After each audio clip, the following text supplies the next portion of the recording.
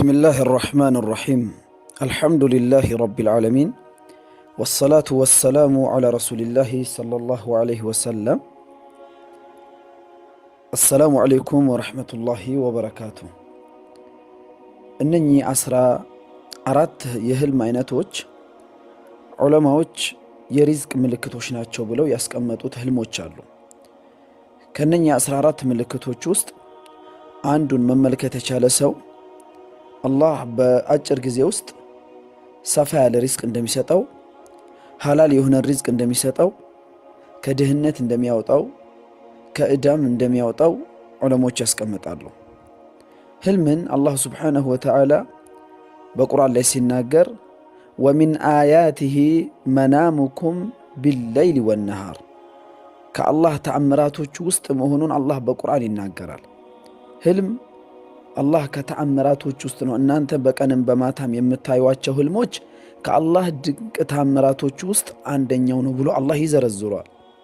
አላህ ለባሪያው ሊሰጠው የሚፈልገውን ነገር ከመስጠቱ በፊት በብዙ መንገዳቶች ያም ቡሽራ ያም ብስራት አላህ ያሳውቋል። ከነሱ ስር አንደኛውና ዋንኛው ህልም ነው የሚሉት ዑለማዎች። ነብዩ አለይሂ ሰላቱ ወሰላም ወህይ ሲወርድላቸው ወህይ የሚወርድላቸው መንገዳቶች ብዙ አይነት መንገዳቶች አሉ። አንደኛው ጅብሪል በሰው ተመስሎ መጥቶ ወህይ ይሰጣቸዋል። ሁለተኛው ቀልባቸው ስር ብቻ በማሳረፍ ቀልባቸው ስር ይረጋላቸውን በመናገር ወህይ ይደረግላቸዋል። ሶስተኛው ጅብሪልን ሳይመለከቱት ግን በጆሮአቸው መጥቶ የሚያወራቸው አለ። በተለያዩ መንገዳቶች አላህ ለረሱሉ አለይሂ ሰላቱ ወሰላም ወህይ ያደርስላቸዋል። ለአላህ መልክተኛ አለይሂ ሰላቱ ወሰላም ከሚደርስላቸው የወህይ መንገዳቶች ውስጥ አንደኛው ህልም ነው። በመናም ወይንም ደግሞ በህልም አላህ መልክቱን ያሳውቃቸዋል ማለት ነው። ነዚህም ነው ነብዩ ሰለላሁ ዐለይሂ ወሰለም ጥሩን ህልም ስታዩ ለምትወዱትና ለምታምኑት ሰው ነገሩ ያሉት፣ መጥፎ ህልም ደግሞ ከሸይጣን ነውና በአላህ ተጠበቁ ብሎ የነገሩ ማለት ነው። አንድ ሰው የሪዝቅ ምልክት ሊሆንለት ከሚችሏቸው ህልሞች ውስጥ አንደኛውና የመጀመሪያው በህልሙ ምግብ ሲበላ መመልከት ነው። አንድ ሰው በህልሙ ምግብ ሲበላ ከተመለከተ አላህ ለዛ ሰው ሪዝቅን ሊሰጠው እያበጃጀለት እንደሆነ ጠቋሚና አመላካሽ ነው።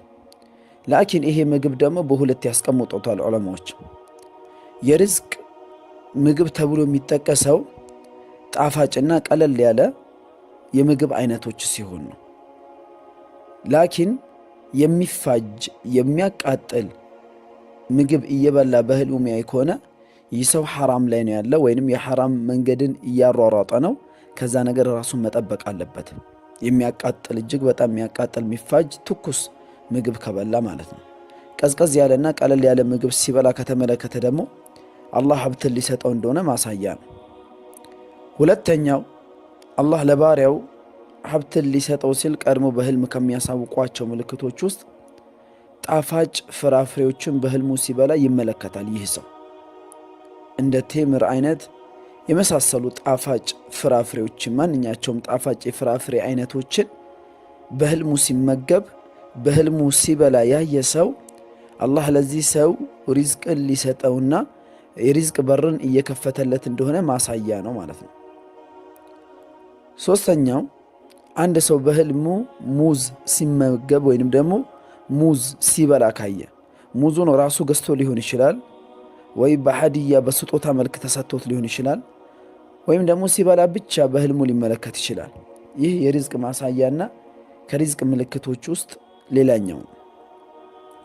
አራተኛው ታማኝ የሆነን ባለስልጣን ሰውየው በኡኑ ዓለም ታማኝ፣ ሰዎች ዘንዳ ተወዳጅ፣ አላህ ባገራለት ያክል ፍትሃዊና የሰዎችን ሐቅ የማይበላ ከጉቦና ከመሳሰሉ ነገራቶች ራሱን ያራቀ በዚህ ማንነቱ በዚህ ጸባዩ የሚታወቅን ግለሰብን ባለስልጣን ሆኖ በህልም መመልከት የሪዝቅ ማሳያ ምልክት ነው ማለት ነው።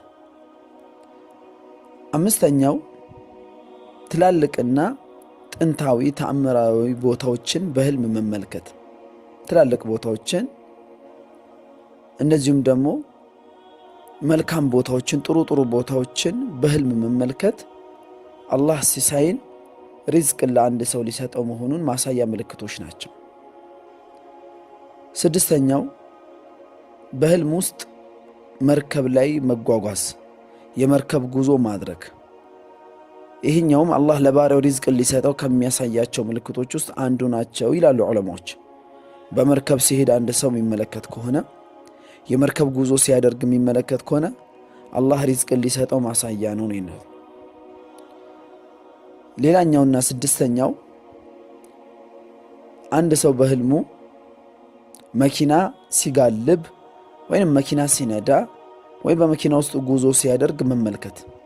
ይህ ጉዞ ቀለል ያለና ደስ የሚል ጉዞ መሆን አለበት። ለምሳሌ በመኪና ጉዞ እያደረገ በአደጋ የተጨናነቀ በሚያስጠሉ ስሜቶች ውስጥ ሆኖ በመኪና ውስጥ መመልከትን አያካትትም።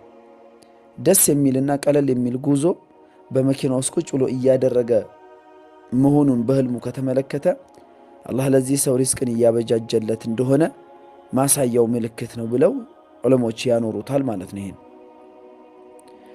እንደዚሁም አንድ ሰው ስምንተኛው ኢብኑ ሲሪን ይሄን በኪታባቸው ላይ ያስቀምጡታል።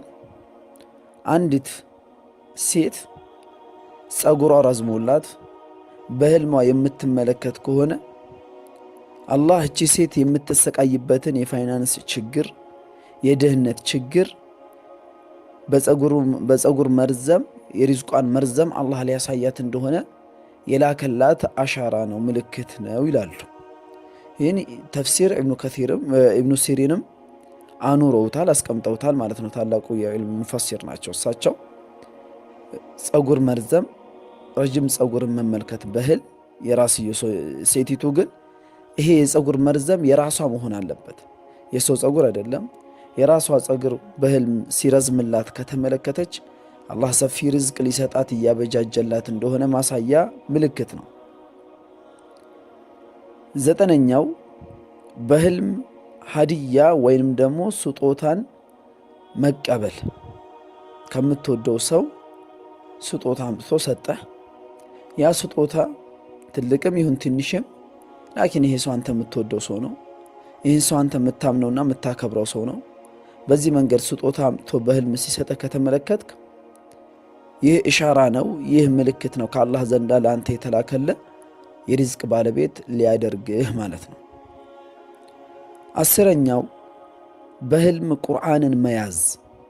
ሰውየው በህልሙ ቁርአን በእጁ ይዞ የሚያይ ከሆነ እንዲሁም የቁርአን ስጦታ ሲሰጠው በህልሙ የሚመለከት ከሆነ አላህ ሐላልን ሪዝቅ፣ ሰፊን ሪዝቅ፣ ከድህነት የሚወጣበትን ሪዝቅ አላህ እየሰጠውና ሊሰጠው እያበጃጀው እንደሆነ ማሳያ ምልክቶች ናቸው። 11ኛው በህልም ደስ የሚልና ቀለል የሚል ጣፋጭ ዝናብን በህልም መመልከት። አላህ ዝናብን ወይንም ውሃን በሁለት አይነት መንገድ ይጠቀመዋል።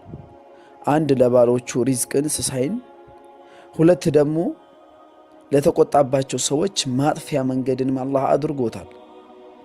በህልም ቀለል የሚልና ደስ የሚል ዝናብን መመልከት፣ በዝናብ ውስጥ መሄድ፣ ቀለል የሚልና ደስ የሚል ዝናብ ውስጥ እንቅስቃሴዎችን ማድረግ ወይንም ደግሞ ዝናብ ብቻ ሲዘንብ በህልም ማየት ከሪዝቅ ማሳያ ምልክቶች ውስጥ ሌላኛው ምልክት ነው ማለት ነው።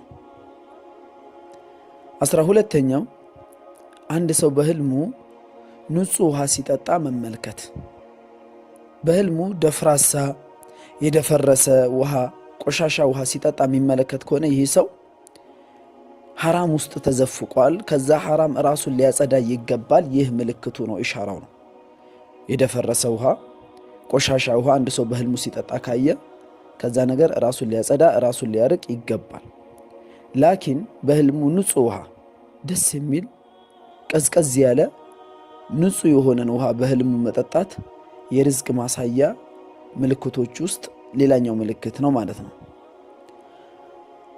13ኛውና የመጨረሻው ምልክት ሰውየው በህልሙ ማዕድናቶችን የሚያይ ከሆነ ወይንም የሚያገኝ ከሆነ ማዕድን፣ የወርቅ ማዕድን፣ የነዳጅ ማዕድን፣ የተለያዩ ማዕድን ቦታዎችን በህልሙ ሲመለከት ወይንም ደግሞ በህልሙ የወርቅ ስፍራዎች ወይ ነዳጆች ከሱ ቤት ሲወጣለት ሲፈልቅለት በህልሙ ካያ አላህ ለዚህ ሰው የሪዝቅ መንገድን ሊሰጠው ካሰባቸው ምልክቶች ውስጥ የመጨረሻው ምልክት ነው ማለት ነው። እነኚህ አሁን ምልክቶችን የህልም ሙፈሲሮች ወይንም ደግሞ ህልምን የሚፈቱ ዑለማዎች ኪታባቸው ላይ ያኖሩት ምልክቶች ናቸው። ያው ህልም በእስልምና ትልቅ ቦታ አለው፣ ችላ የሚባል አይደለም። ለዚህም ነው ሰሃቦች ሪድዋኑላሂ ተዓላ አጅመዒን የሆነን ህልም ሲመለከቱ ችላ አይሉትም። መጥተው ለረሱሉ ዓለይሂ ሰላቱ ወሰላም ይነግሯቸው ነበር። ህልም በብዙ መንገድ ድንጋጌዎች የተቀመጠበት አለ። ለምሳሌ አዛንን አንድ ሰሃባ በተመለከተው ህልም አማካኝነት አዛን እንዲጸድቅና አዛን በዚህ መንገድ የሰላት ጥሪ በዚህ መንገድ እንዲሆን የተቀመጠበት አለ።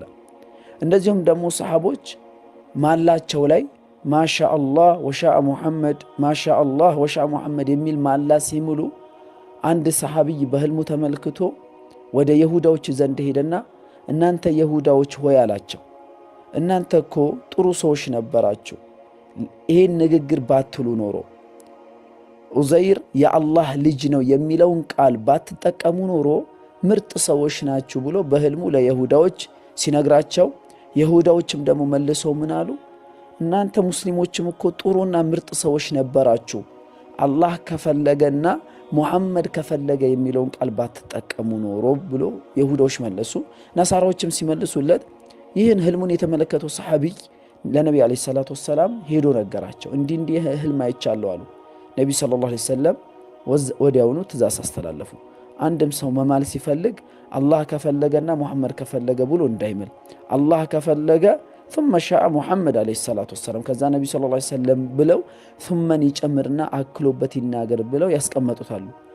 በብዙ ሰሃቦች አማካኝነት የታዩ ህልሞች ሸሪዓዊ ድንጋጌዎችን ተንተርሶ የመጡ አሉና ህልሞቻችንን ስናያቸው ለምንወዳቸው እንደዚሁም ደግሞ የህልሙ ዕውቀት ይኖራቸዋል ብለን ለምናስባቸው እንደውም ብንነግራቸውም ደግሞ በእኛ ላይ አይተሐሰዱብንም አይመቀኙብንም ብለን ለምናስባቸው ሰዎች የምናያቸውን ህልሞችን ሄደን ብንናገር ያ ነው መልካሙም የተሻለው ማለት ነው። የሚያስጠሉ ህልሞች፣ የሚያስፈሩ ህልሞች፣ በቅዠት የተሞላ ለመናገር የሚከብድ የሚሰቀጥጡ አይነት ህልሞችን ደግሞ ለማንም ባንናገር የተመረጠ ነው ማለት ነው። ነቢ ሰለላሁ ዐለይሂ ወሰለም በቅዠት የተሞሉና ምቾት የማይሰሙ ህልሞችን ካያችሁ ከሸይጣን ነው አዑዙ ቢላህ ብላችሁ በአላህ ተጠበቁ፣ ህልማችሁን ለማንም አትንገሩ ያሉ ሐዲሶች ስላሉ ማለት ነው። ወሰላሙ ዐለይኩም ወራህመቱላሂ ወበረካቱሁ።